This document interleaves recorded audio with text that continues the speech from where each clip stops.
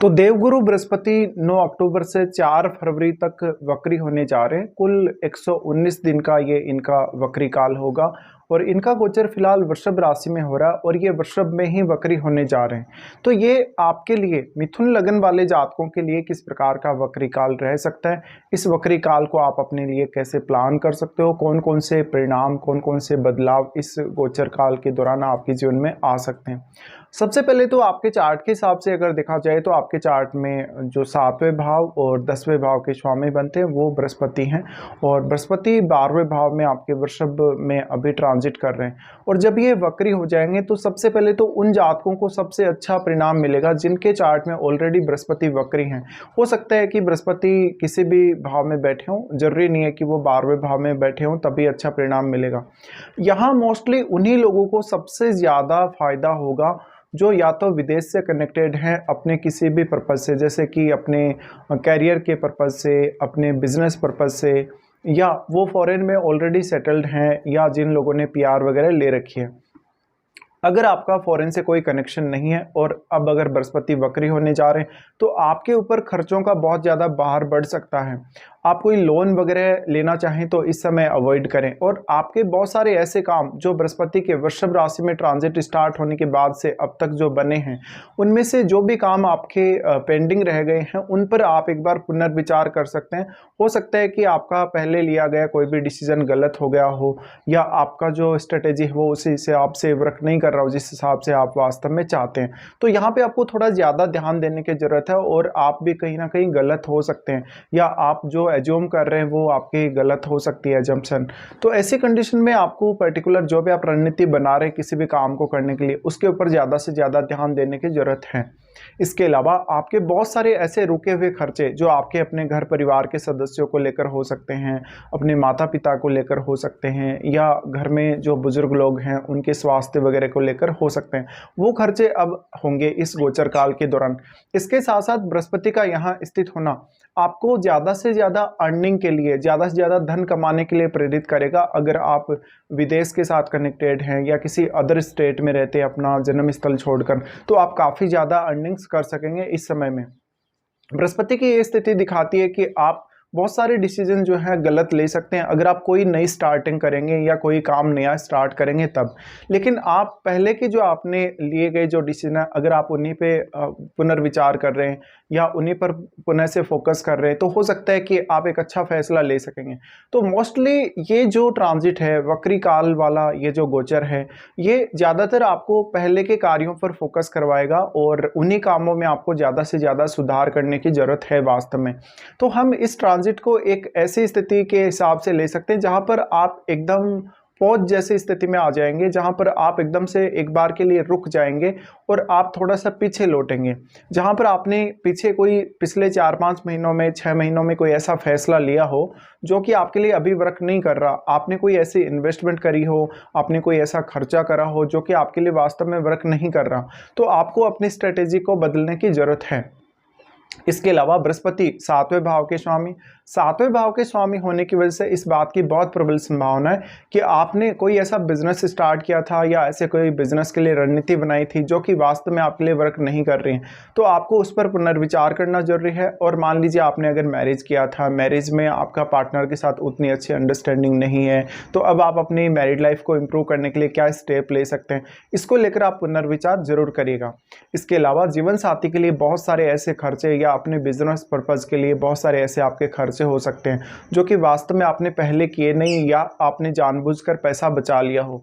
बृहस्पति 7वें भाव के स्वामी होने की वजह से कहीं ना कहीं आपका जितना जो लंबा टूर होना था, जितनी आपकी लंबी दूरी की यात्रा होनी थी, वो कभी कभी पेंडिंग रह जाती है। कभी कभी हम देखते हैं कि काफ़ी लोगों का जो टूर है वो हो नहीं पाता, उनका कोई भी ऐसा काम आ जाता है या तो इम्पोर्टेंट काम आ जाता है या उनका वीज़ा वगैरह रिजेक्ट हो जाता है। तो मान लीजिए आप कोई विदेश भ्रमण करने वाले थे अकेले या फिर अपने पार्टनर को साथ लेके, तो उसको आप फिर से प्लान कर सकेंगे इस समय में। लेकिन इस समय बेसिकली कोई भी ऐसा काम नया स्टार्ट ना करें जो कि आपको फ्यूचर में करना हो। हाँ, हालांकि आप यहाँ प्लानिंग बहुत अच्छे से कर सकते हैं।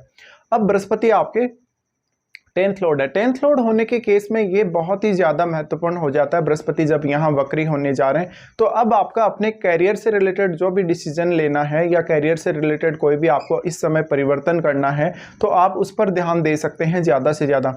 और आप ये कोशिश करेंगे कि आप जो कुछ भी करना चाहते हैं वो इस बार आपका एकदम सही होगा और आपका डिसीजन काफ़ी अच्छे से वर्क करेगा आपके लिए। बृहस्पति की इस स्थिति की वजह से अक्सर आपको कहीं न कहीं बहुत सारी ऐसी चुनौतियों का सामना भी करना पड़ सकता है, जैसे कि स्वास्थ्य को लेकर चुनौती है और अपने ज्ञान को सही तरीके से यूज़ ना कर पाने की चुनौती है। हालाँकि दूसरे लोगों को आप बहुत ज़्यादा अच्छी एडवाइस इस समय दे सकेंगे और कभी-कभी आप कुछ दान दक्षिणा या बहुत सारे स्पिरिचुअल कार्यों, धार्मिक कार्यों में रुचि भी रख सकेंगे। लेकिन यहाँ पर आपका खुद का ज्ञान, आपकी खुद की एबिलिटी कभी-कभी आपके खुद के ही काम नहीं आएगी, ये हो सकता है आपके साथ। इसके अलावा आपका करियर में कोई प्रमोशन वगैरह के लिए देख रहे हैं, करियर में कोई बहुत बड़ा चेंज करने के लिए देख रहे हैं, तो इस समय आपको थोड़ा-सा रुक जाना चाहिए। इस समय आपको एक बार पुनर्विचार करना चाहिए और सही वक़्त आने तक आपको इंतज़ार करते रहना चाहिए।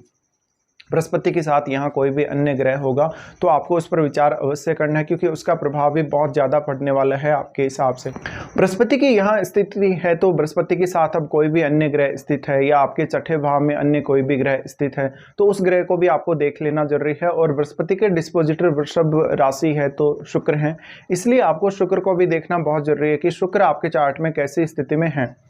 अब देखिए यहाँ पे बृहस्पति की सबसे पहले हम अगर दृष्टि की बात करें तो 4th हाउस पे आपकी दृष्टि पड़ेगी। 4th हाउस पे दृष्टि पड़ने की वजह से आपका अपने घर परिवार को लेकर, अपनी माताजी को लेकर, प्रॉपर्टी वगैरह को लेकर या अन्य कोई ऐसा काम पेंडिंग है घर परिवार का, तो आप उस पर पुनर्विचार कर सकते हैं। वो काम पेंडिंग क्यों रहा, आप या तो हो सकता है पर्याप्त समय नहीं दे सके हों या और कोई ऐसा रीजन बनता हो जो कि आपके काम में व्यवधान डाल रहा है या आपका काम बार बार डिले हो रहा है। बृहस्पति की यहाँ जो 4th हाउस पर दृष्टि पड़ रही है, थोड़ा सा आपको यहाँ पर अपना घर छोड़ना पड़ सकता है या अपने जो भौतिक सुख है उनसे थोड़ा सा दूर होना पड़ सकता है इस समय में कभी कभी।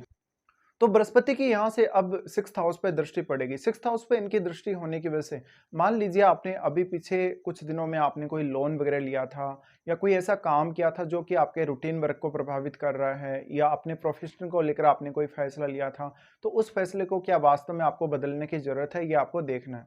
बृहस्पति की इस दृष्टि की वजह से आपका किसी के साथ कोई विवाद चल रहा था, कोई मुकदमा वगैरह चल रहा था या कोई प्रॉपर्टी वगैरह का झगड़ा चल रहा, तो आपको उस पर ज़्यादा से ज़्यादा फोकस करने की ज़रूरत है। हो सकता है कि जैसे ही बृहस्पति अब मार्गी होंगे तो वो आपका काम जो है निपट जाएगा और आपको जो भी आप जहाँ भी संघर्ष कर रहे थे या जहाँ भी आपके सामने चुनौतियाँ आ रही थी, आप उन चुनौतियों से पार पा लेंगे। इसके अलावा ऐसे जातक जो अपना जॉब स्टार्ट नहीं किए हैं, जो बिल्कुल फ्रेशर हैं, जो अपने करियर में कुछ नया करने को देख रहे हैं या एक बहुत अलग तरीके से अपने करियर के लिए प्लानिंग कर रहे हैं, उन लोगों को भी यहाँ पर ज़्यादा सतर्क रहना चाहिए। क्योंकि जैसे ही अब बृहस्पति मार्गी होने लगेंगे वैसे ही आपके लिए काफ़ी अनुकूल परिस्थितियाँ होंगी अपना काम स्टार्ट करने के लिए और या फिर अपना जो नया जॉब है उसको ज्वाइन वगैरह करने के लिए। तो ऐसे में जितने भी लोग कंपटीशन की तैयारी कर रहे हैं, चाहे कंपटीशन किसी भी फील्ड से रिलेटेड हो सकता है, तो आप लोगों के लिए भी काफ़ी ज़्यादा बेहतरीन स्थिति है इस समय। और आपके पास ये लगभग 119 दिन का समय है कि आप अपने करियर को, अपने रूटीन को और अपनी डेली लाइफ को बेहतर तरीके से प्लान कर सकें। उसके बाद यहाँ से बृहस्पति की दृष्टि पड़ेगी आपके 8वें भाव पे। 8वें भाव पे जो इनकी दृष्टि पड़ेगी इसकी वजह से आपको कहीं न कहीं कुछ हिडन गेन हो सकते हैं। आपको अगर मैरिड हो तो इन-लॉज़ के थ्रू, अपने माता-पिता के थ्रू काफ़ी ज़्यादा गेन होने की संभावना रहेगी। अगर आप हायर लर्निंग के लिए या हायर स्टडीज़ के लिए विदेश गए हैं और वहाँ पर सेटल भी हो गए हैं, तो ऐसे में बृहस्पति की जो 8वें भाव पे दृष्टि पड़ रही है, वो आपको काफ़ी ज़्यादा फ़ायदा दे सकती है। इसलिए आपको किसी भी विषय को पढ़ना, उस विषय को सीखना या वहाँ पर कुछ न कुछ नया एनालिसिस करना काफ़ी ज़्यादा आसान होने वाला है। तो आप इन कार्यों पर फ़ोकस कर सकते हैं।